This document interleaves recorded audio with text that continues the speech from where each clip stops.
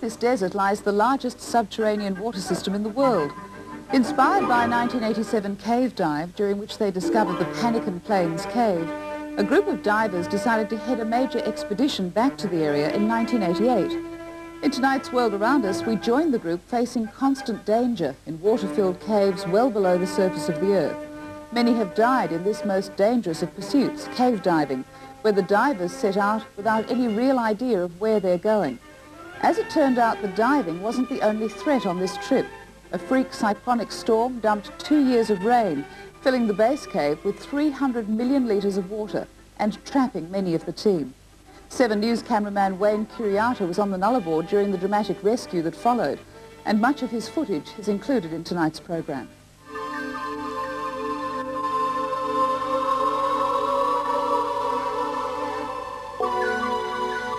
Gildara, well, that's the spirit of the people of the Nullarbor Plain. Well, if you do something wrong, it tells you about the law. An Aboriginal dreaming story says that after Juka, God, created the earth, he sent his spirit down from out of the northern sky in the form of a great rock, which hit the land near the Great Australian Bight, and then bounced into the sea. There, it sank from sight.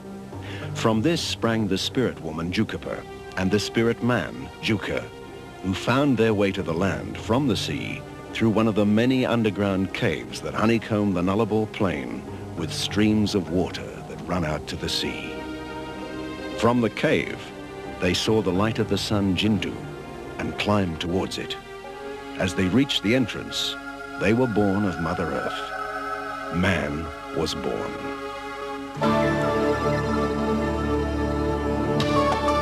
The Nullarbor Plain is a vast, ancient realm which stretches across the bottom of Australia. It is a place of great beauty and great power. It is one of the last true spaces. Despite its arid nature and its apparent emptiness, it is in fact full of life. All sorts of people go there, drawn by its size and its secrets. They test themselves in a landscape where once walked dinosaurs and diprotodons, the largest marsupial on the planet. One of the greatest challenges of the Nullarbor is actually to traverse it, crossing it either by necessity or choice. Some never make it.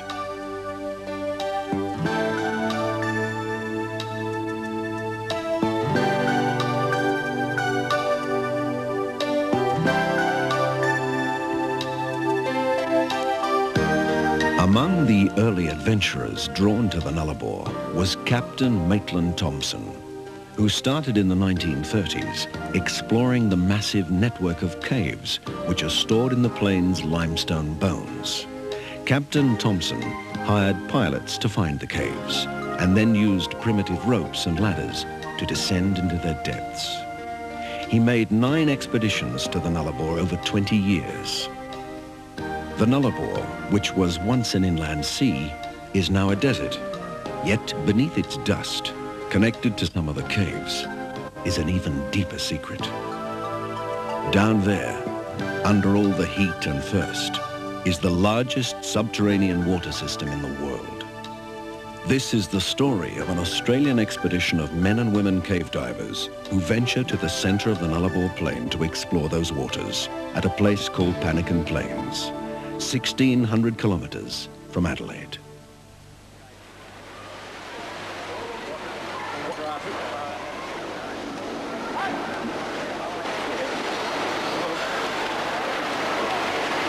The divers begin by testing their equipment in an Adelaide pool, a place of placid contrast to the alien waters that lie ahead of them. It is their first chance to use their underwater propulsion vehicles called Aquazeps, the prototype of which was designed by an East German who escaped to the West. He used it to travel underwater across the river to freedom. Now they will be used by this team to explore the unknown depths within the Nullarbor.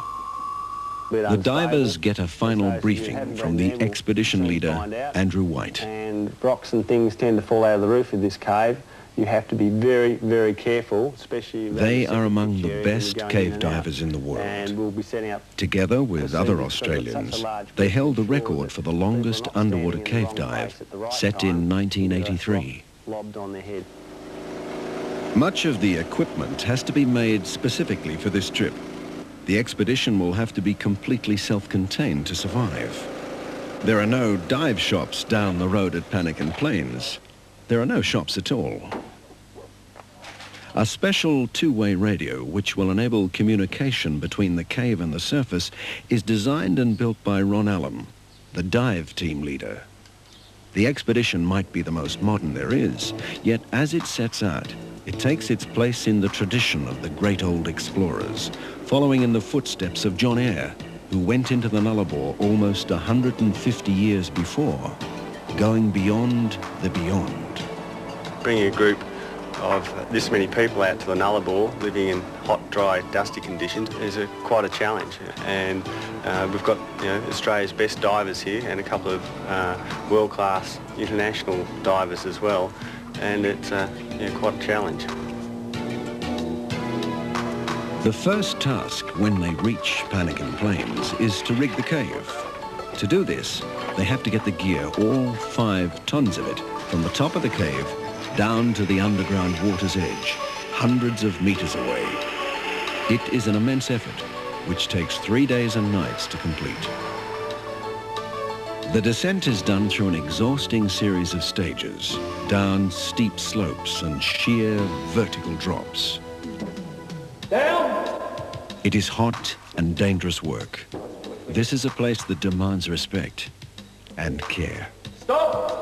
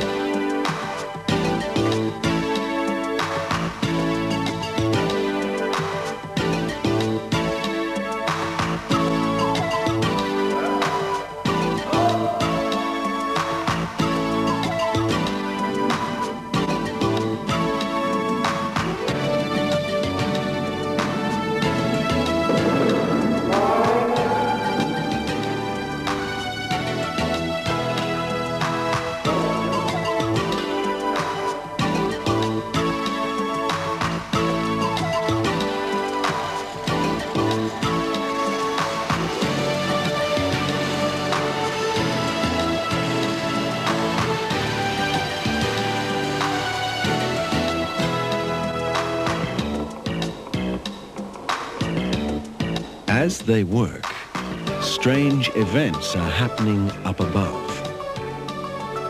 A serpent-shaped plume hovering over the camp. A willy-willy wrecking a tent. A rainbow coming into the cave.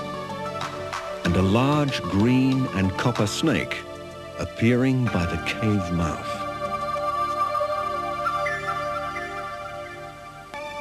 So every day, the expedition has to travel miles to a bore to replenish supplies.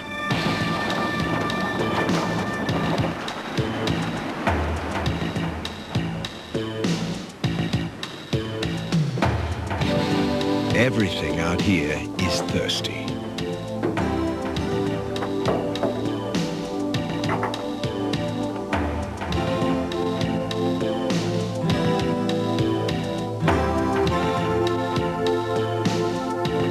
The water collected from the bore then has to be purified by a reverse osmosis process before being fit for consumption.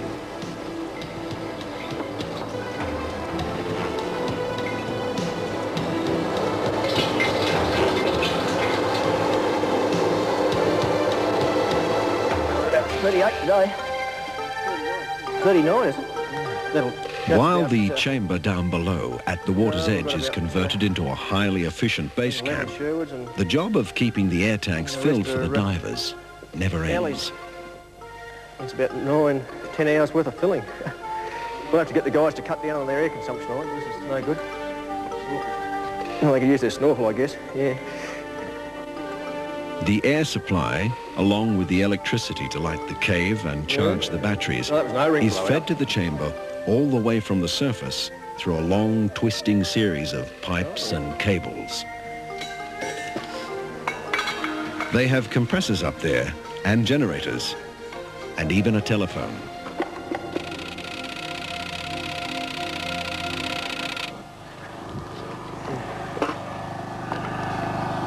Yeah, it's poorly from the surface.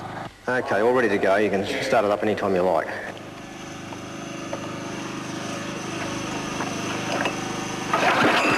The final stage of readiness is now reached. The equipment is prepared, so are the plans, and so are the divers. The first dive is about to be made.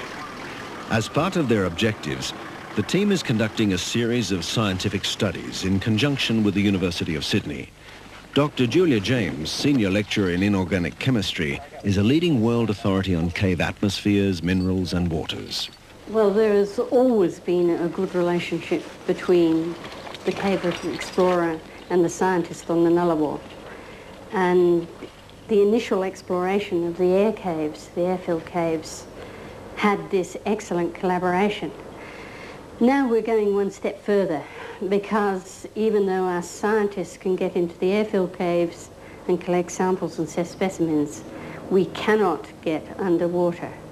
And the cave diving and the collaboration between the cave divers and the scientists, and I might add that some of the cave divers are in fact scientists themselves, gives us a new dimension. It gives me samples that I could not collect myself, very important samples that nobody else in the world has yet collected, and should give very valuable information about how those caves on the Nullarbor formed.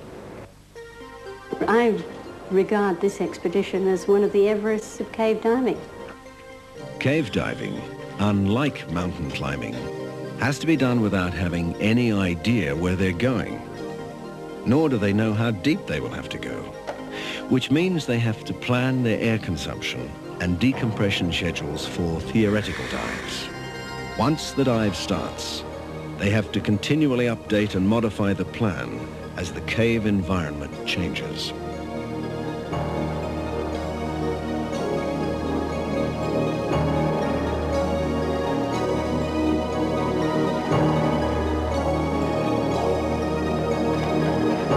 From afar, the staging of the lake room takes on the appearance of an amphitheater. It is a perfect setting for the great drama that is about to unfold. The divers have to prepare for a multitude of disaster scenarios. They have to be ready for any emergency, from loss of air supply to getting lost in the silt tossed up in the tunnel, to their equipment malfunctioning thousands of meters from the safety of the air. Down at the water's edge, the stage is set. Andrew and Chris are ready to go.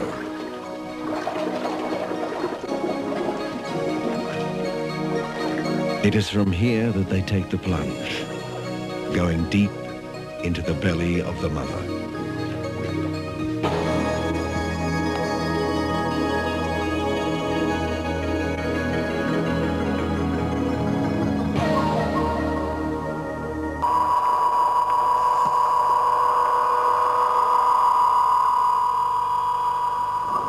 The divers have to travel underwater for a whole kilometer at a depth of up to 30 meters.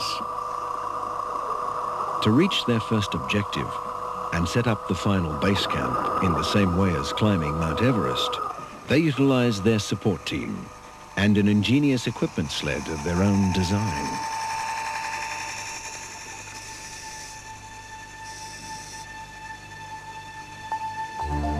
The equipment we have could take us anywhere up to 6 kilometres into this passage, given that it was at the appropriate depth. I mean, if it gets deeper, it won't be that far. And also, we're at the mercy of the cave. It will determine how far we go. If there's further caverns and airfield chambers, who knows? And that's the real excitement of cave diving. You don't know what lays on beyond the next step. It's not like mountaineering. We can survey the top of the mountain, You can see how far you have to climb. You know what equipment you have to take. Every dive here presents a new challenge because you have to recalculate the dive, take different pieces of equipment which are appropriate for that particular dive, and that adds to the excitement and the adrenaline that we will experience when exploring.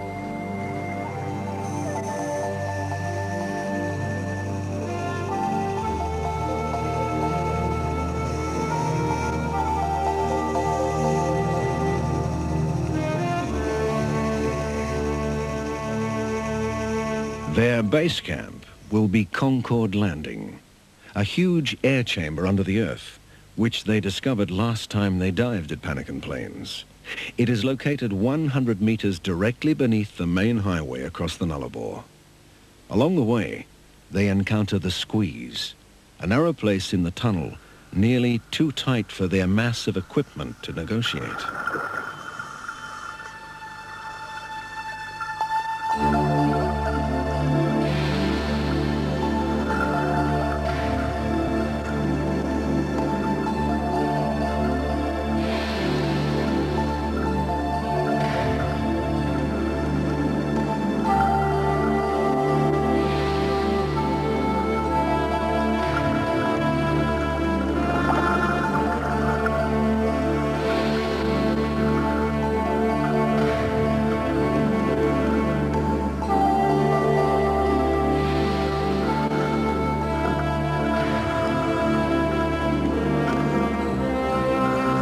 Additional hazard is the silt encountered in this area, which threatens to blind them and obstruct their vision of the path that leads them to safety and the air in Concord.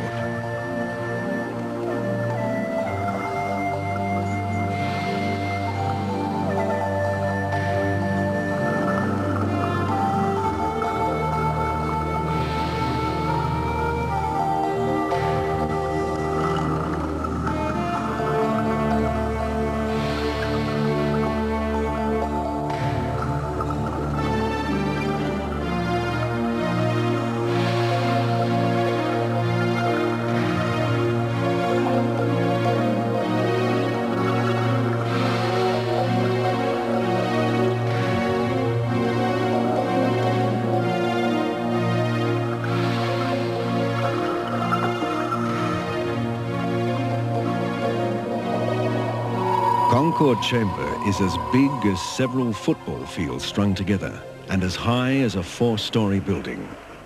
It's not a place that invites habitation by any life form, let alone humans. Its air has an elevated carbon dioxide level. The divers camp here for 24 hours to allow their bodies to adjust. They also have to cross it from end to end to reach the next dive departure point. They have to get out of the water, cross a steep, jagged terrain, go through more water, and then climb more rocks. The low-grade air combined with the effort of crossing makes it hard going. The divers suffer bad headaches and become lethargic. Yet Concord is a place of great beauty, a netherworld of the darkest dark, in which their lights pick out a phantom landscape older than time itself. It has to be in sealed tubes and is a little bit more difficult to get back out. Over. It is at this point that the divers first test their two-way radio to the surface. Amazingly, it is capable of sending transmittable signals through solid rock. Oh, there's a red plate there somewhere. Yeah, no, that's mine. Excuse me, lady with a prayer. Robin, it's excellent. Well, the boys on the surface are having lamb chops and champagne, and we're pigging out on baked beans. Have some more. I can't believe I stood there. But I'm doing it all time. We're going to be eating it for bloody week. Look at the smaller can. Why can't I buy stew? There's some bread there.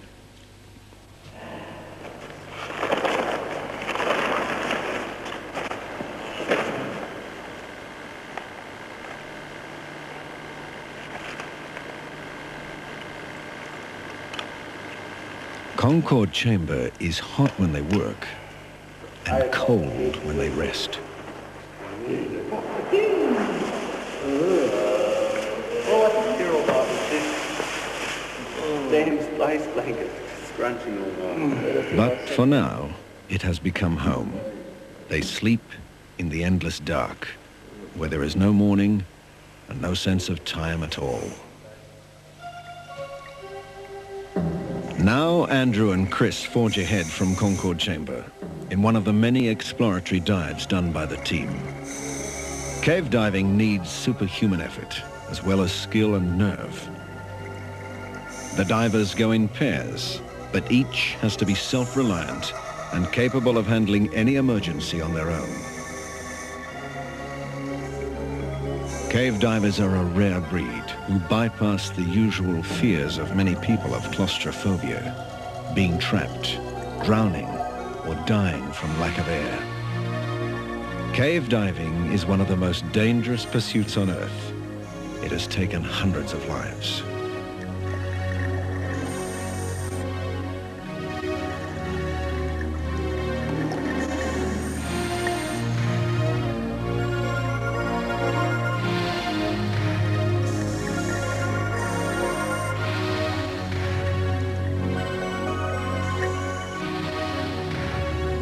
But despite the danger, there is also enjoyment of the experience, which is like nothing else. The sensation of diving with neutral buoyancy in the saline waters under the Nullarbor is the same as in outer space.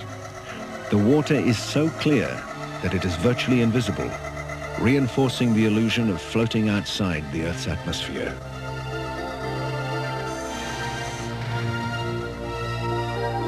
Now from here, Andrew and Chris will go further into the abyss.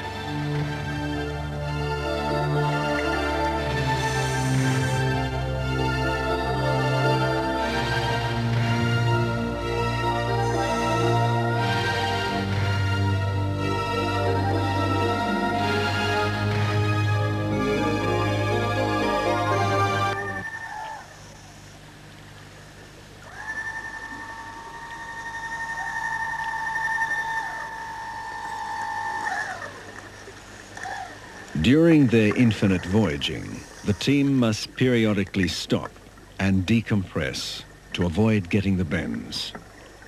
Dr. Des Gorman, the head of the hyperbaric unit at the Royal Adelaide Hospital, and the expedition's medical advisor. The easiest way to explain decompression sickness to someone who has had no experience of diving or physics is to think what happens when they take the top off a Coca-Cola bottle. When the top is removed and the pressure is released, all the bubbles come out of the solution. That's exactly what happens in people's bodies when they return to the surface after a dive. As the pressure is released, gas can come out of solution. If a diver develops decompression sickness during the final penetration, and that's where it's most likely to occur, then there's a problem retrieving them from that deep section all the way back out to the mouth of the cave. Now, to do that, they'll have to breathe very high concentrations of oxygen for very long periods of time.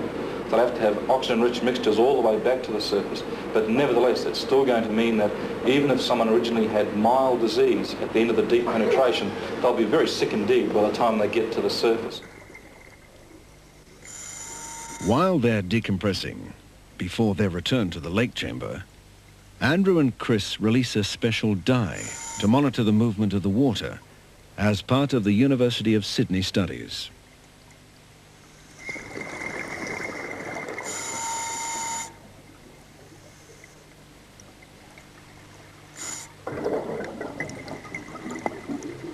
They discover the water is moving south in the direction of the sea.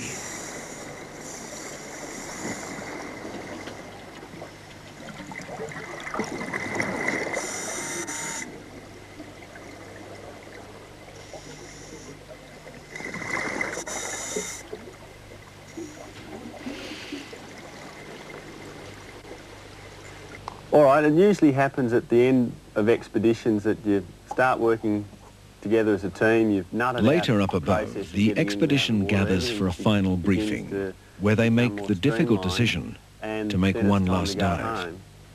They've been in the Nullarbor now for 3 weeks, and the fatigue is starting to show.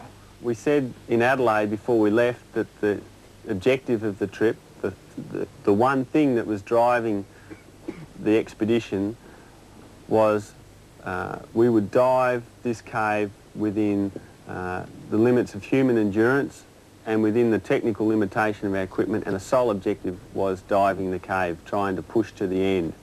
Well, we're at the end of the trip, but we're not at the end of the cave. To do another dive really strains the resources and strains the manpower in terms of getting gear out.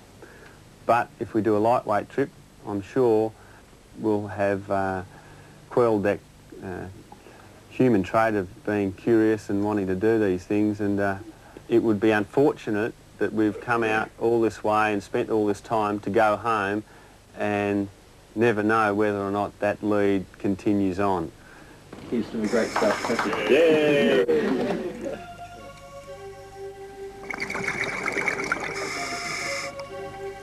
As we get further in, I guess you get a mixture of excitement and a little bit of tension, because you know that you're getting further out from home, but also the excitement of knowing that you're going to be breaking into new territory and the things that you might find.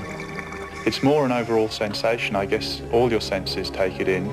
If I can perhaps try and describe it, you're in a massive series of chambers in this cave. The water's crystal clear, and you're floating through the middle of these great underwater caverns with white limestone walls all around you as you look both above and below, and you sail on and you realise, of course, no one's ever been there before.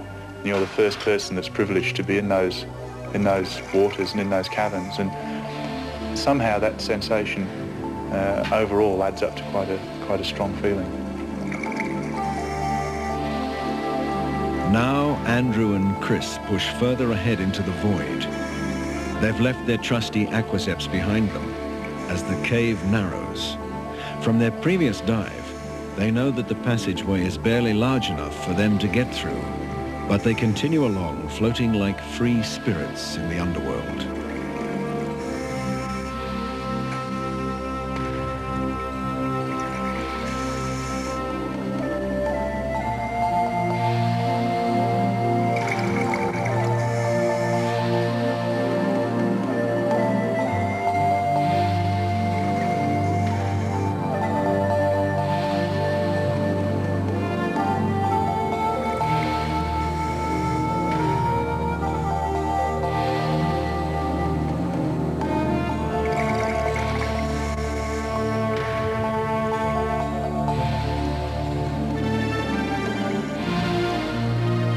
Without a continuous line to guide them back to base, they could easily lose their way and be trapped out there, lost in space, forever.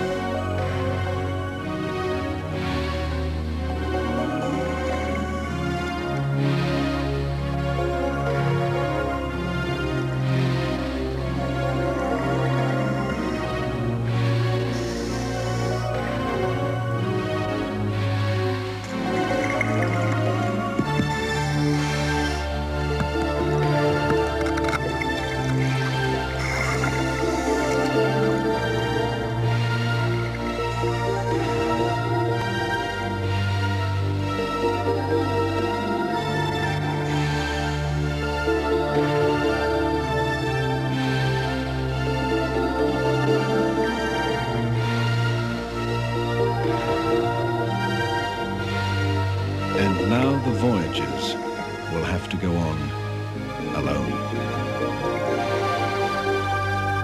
The divers passed through a labyrinth of catacombs, past a vast array of marine fossils, before the tunnel suddenly ran out, blocked by a pile of submerged boulders. They'd reached the midpoint of their theoretical plan. They'd reached the limit. It is 3 kilometers through the cave back to the safety of the lake. When they finally returned home, they'd been away for 3 days. During the return, the divers recall their accomplishments, satisfied that they did them, and at the same time followed the critical rules that kept them alive during these penetrations. Each diver knows from training and past experience that they must always run a continuous line so they may retrace their return, that they must save at least 2/3 of their air to exit on should there be a failure of their buddy's air, and that they must always carry 3 lights each, for it's obvious that to be lost in the world of total blackness, without a light, underground, underwater, would fulfill the deepest fear a person could have.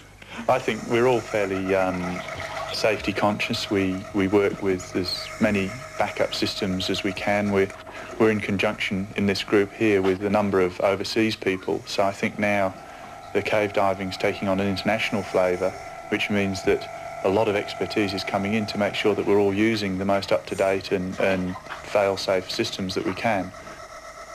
Danger is a relative thing. I mean, you can't say this is dangerous, because for this group of people we're highly trained, we have the appropriate equipment for the dive, but to anyone else to even contemplate doing this sort of activity without the training or equipment, it's like holding a gun at your head. So, you know, they're the extremes. Time for the expedition has run out. The journey into the unknown is over. I forgot, I've lost track. Should have noted their 6 metre time, somebody could have worked out their 3 minute time. As the last dive finishes back at the lake room, the team does the final decompression to rid their bodies of excess nitrogen. But the nitrogen is the only thing they discard. They've brought everything back with them, all their rubbish, even their own personal waste. They follow the saying, take nothing but photographs, leave nothing but footprints. We're back. Even though they sound light-hearted, they are serious-minded people. They're very respectful of the cave environment. Hey, good dive. That was Just in the corner. just down the bottom here. Yeah, just turn the corner. Bit of a surprise, wasn't it? Oh, yeah. Still gone. We've got a welcoming party. Well, it's nice to see some more people to talk to than the ones I've been bored with. A long time to be locked up in a cave with Chris Brown. The packing up has begun to get all the gear all the way back up to the surface. During the many dives by various team members, a ton of equipment was taken through to Concord Chamber.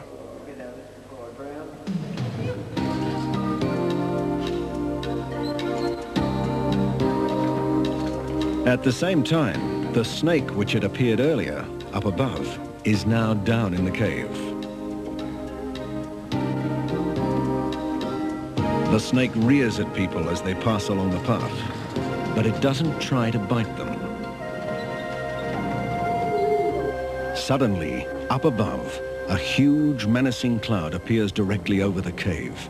Meteorologists have since identified it as a freak and rare cyclonic storm.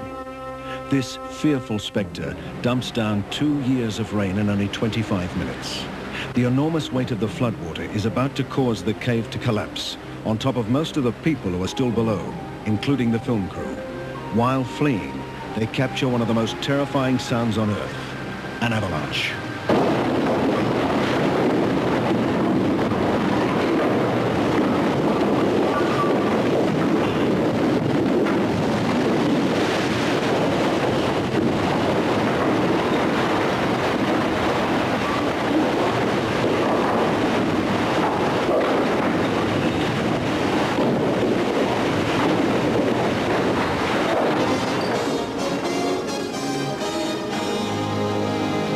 Good afternoon, Frank Warwick.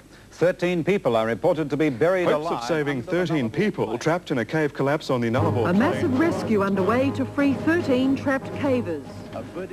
Surface to chamber. Surface to chamber. Are you receiving? Over.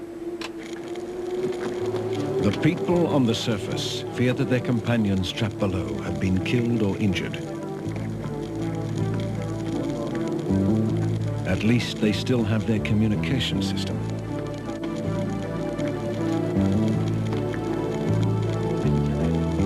Yeah, Vicky's said it's looking fairly unstable in the the main lowering block, we lower off this drop about a metre.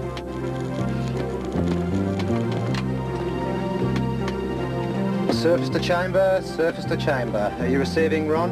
Over.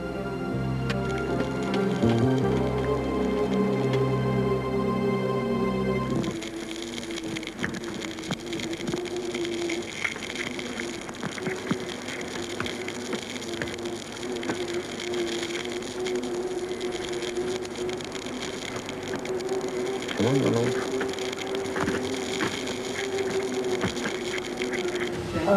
Right, receiving you, Christopher. G'day, Ron. I'm receiving you. You're a little bit weak. Over. Everyone's intact. People down here are Liz, Sonia, Rob... The people who were halfway up the cave had to race for their lives back down to the lake. They watched in horror as the cave collapsed behind them. Panican Plains the next day is no longer the same place. The storm brought 200-kilometre-an-hour winds, wrecked the camp, and completely changed the cave mouth. In 5 hours, an estimated 300 million litres of water poured into the cave. It is realised that thousands of tons of rock have avalanched into the cave. Team members from both directions will have to establish a new way out. The people below will have to follow an exact path. It is very dangerous. At any moment, the whole roof could come crashing down.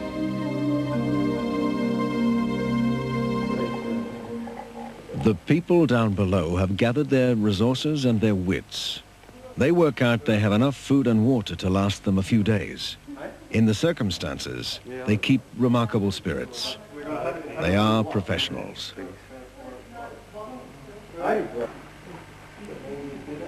What is that? Yeah. You're in careful, Sonia? Yeah. No, I'm all right. I'm going to sleep. Miraculously, no one has been hurt. Yeah, everyone is in great shape. The rock pole, Wes and Rob have been up there again this evening. It looks initially fairly unstable. The top of that flying fox and the bottom of that pitch area is just a new cave altogether. Cameraman Wes Skiles, who at great risk to his life had recovered his camera among the collapsed boulders, records his remarkable escape from the cave. What you're looking at here is a mass of rock lying atop of the path we used to walk. Some 2, 3, maybe even 4 meters at points of rock is on top of our equipment that used to lie here. This huge boulder takes up the whole frame of the camera. Was not there yesterday. We need now, because of time, to start journeying upwards on the final route through the choke. Careful, Colin. It's real slippery and real unstable. Try not to grab a hold of any rocks that might move. Try to use your feet as much as possible. A lot of these real big rocks are still very loose.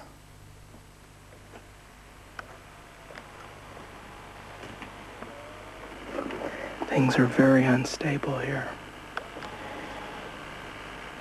A pile of equipment covered in mud lies undisturbed. Just feet away, other equipment is buried completely below. In the ceiling, you can see where water has poured through, loosening new rock ready to fall.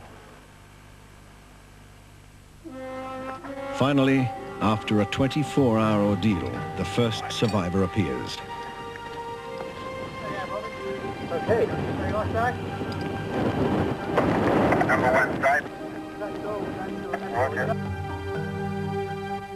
Well, I believe it's now time that the world should know the dreaming story of the Warraga tribe, the Warraga people.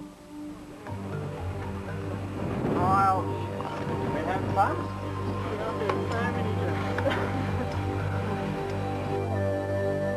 Hello there.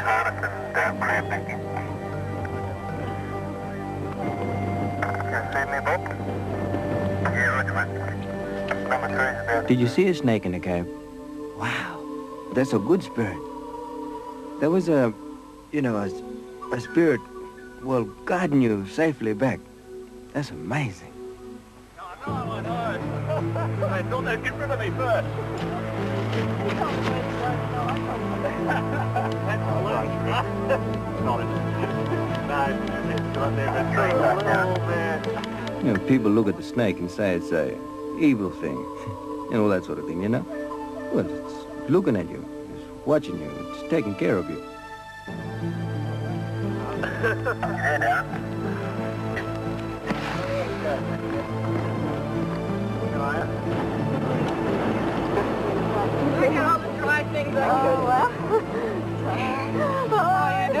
In one sense, you know, you look at the storm and the spirit were trying to say to you, go away, take off.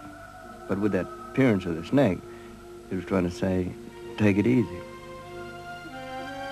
It takes a total of 6 long hours for them all to get out.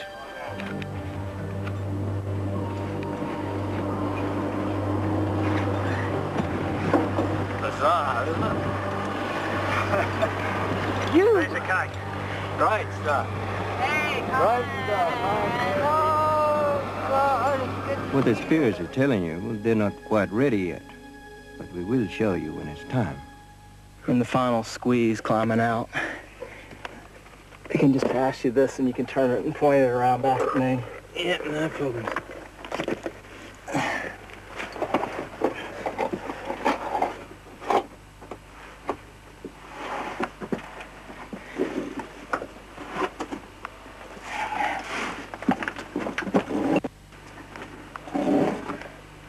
Thank you. Great, good stuff. It's good to be out. That's wonderful. Unbelievable. Welcome aboard. Thanks. Thanks for pulling me up. All of a sudden, freak storm come along and the spirits are saying, hey, come on, you fellas, get out. Keep coming up here, buddy.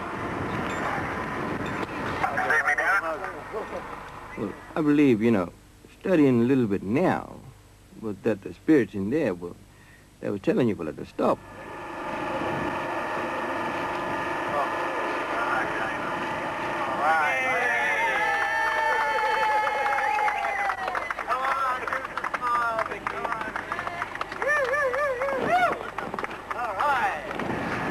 Well done. Well, had you not come out, well, the snake, he would have come and told the other spirits to come, to help you. Well, the appearance of that snake, they don't mean to say that you can't go back in there again. No, well, I think you ought to go back in there again.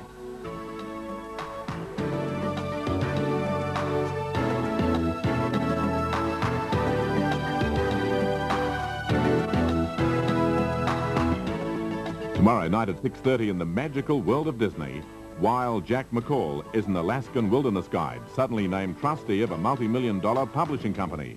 But next on 7, MacGyver is taken hostage in a vicious robbery in MacGyver.